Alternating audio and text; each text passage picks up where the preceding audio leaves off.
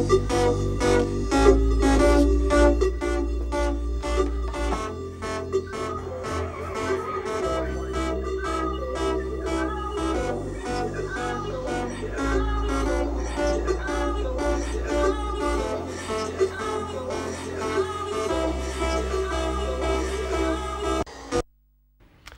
and welcome to Loose Students. I'm James. And I'm Steph. We're here today to help you students get out there and see what Exeter has to offer for you. We have a pack show today and we'll be showing you how to keep busy on a tight budget.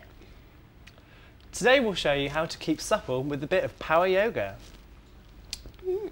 Also, we're going to show you how to become a superstar DJ. That's for all you music heads out there. And coming up as well, get some extra beer money while out on the tiles with your pals. Excellent. First, if you're up for a quiet night as opposed to a night out on the town, how about games to the cinema? Let's have a look.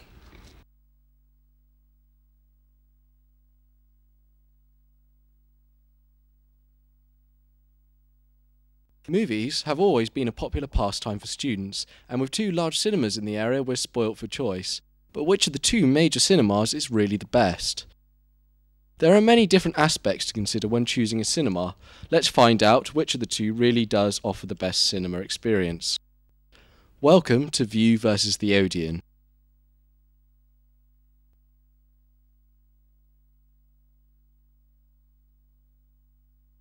The prices in both cinemas do vary, and in the case of the View, these variations depend upon the time of day. However, the Odeon has a fixed price for student tickets, as well as the rest of their tickets. And the Odeon's price for a student ticket is cheaper all day long than the cheapest View ticket. 1 point to the Odeon.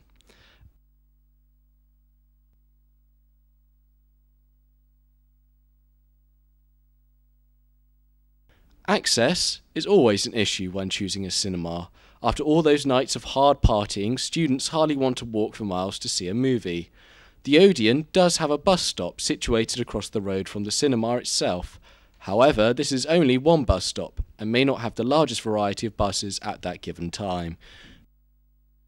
The View, on the other hand, is situated only moments from the Exeter bus station, so you're sure to find the bus that you need.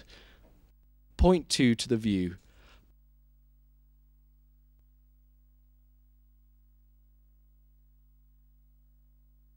Both of the major cinemas have multiple screens, and subsequently a large amount of seating available, and although the View does have more screens than the Odeon actually has more seats.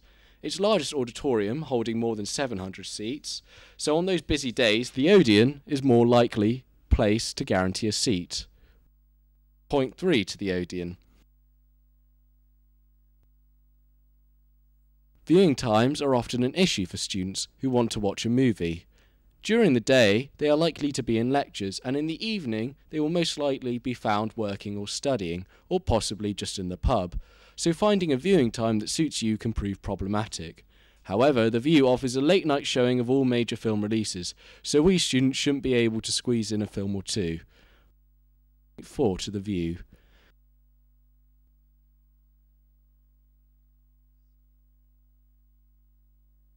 For those students lucky enough to own a car, driving to the cinema is often a much easier option than trying to catch a bus. But of course, you're going to need somewhere to park your car.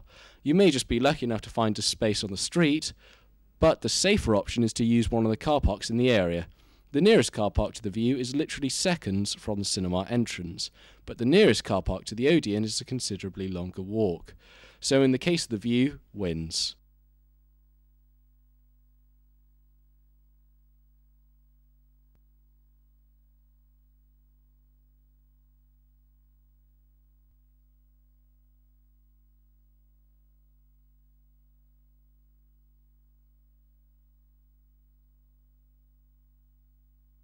The View.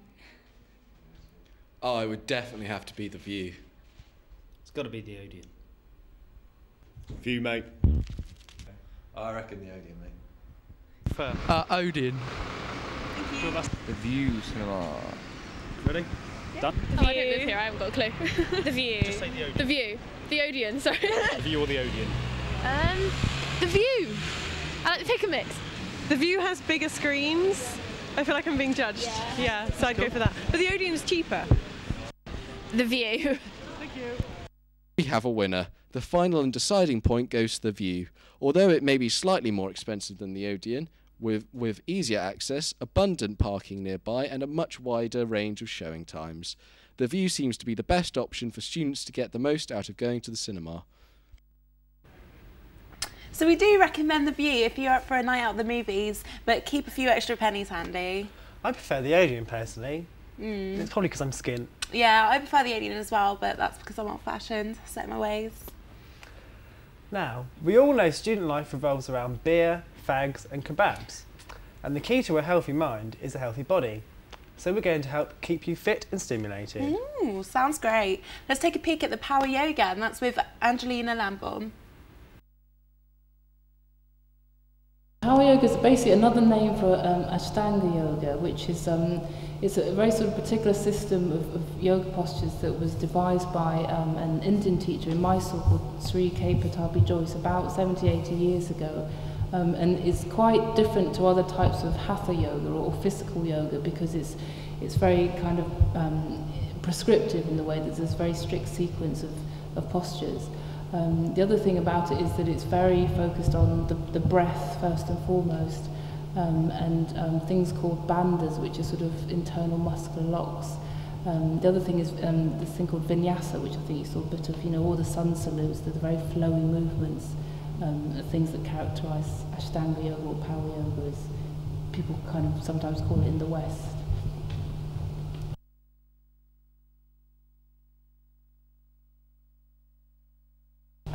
You don't have to be very fit at all. I mean, this particular type of yoga, this style of yoga, appeals to people who maybe are fit already or want to get fit, because you probably saw it does raise your heartbeat, it does improve your strength and your flexibility and your stamina. But I'd say, yoga's for everyone, and even if this particular type of yoga might not suit you, there's bound to be a type of hatha or even other types of yoga that are beneficial to you. And yeah, so it doesn't matter how fit or unfit you are, just give it a go, see where you get. Yes, it's quite a strange thing, because in India it's mainly men that practice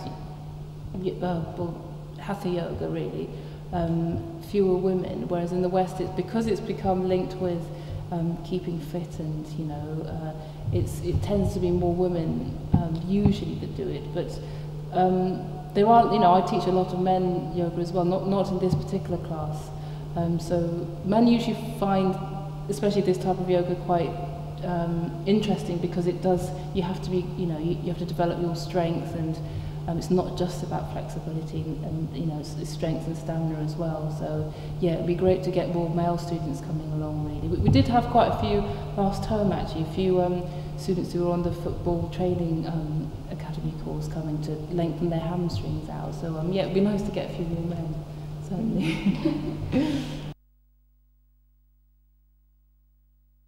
I think it was in the 1930s in Mysore in India, this particular style of yoga, but I mean, hatha yoga has been going sort of for longer than that, and you can sort of branch it out into yoga, which there's all different paths of yoga. There's yoga that doesn't involve doing anything with your body at all. It's all, perhaps yoga of, just a meditation. So it kind of, that goes back probably, thousands of years in India. So it kind of depends where you're sort of starting from, really. But this particular Ashtanga yoga or power yoga has been around for about 70, 80 years.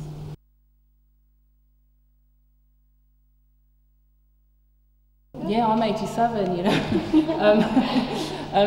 I think so. I mean, I know lots of yoga teachers who most people are very shocked at when they say how old they are. It keeps you very flexible and supple, and it makes you much more aware of your body. So even if you know that you're starting to get problems somewhere, you're much more aware of it, and you can do things to remedy that quicker. And I mean, there's an argument that there's lots of poses that are inverted, where you sort of hang upside down, and people say this is very good for getting fresh blood flow to your head, and some people argue that can help you stay younger or look younger. So, you know, it's debatable, but yeah, I mean, I would say most people do it because it makes them feel really good and healthy and happy and sane, really. Well, thanks for that, Angelina. I wish I was flexible enough to pull off some of those moves. I know, right? I do as well, but I just don't think that I could stretch like that. I know.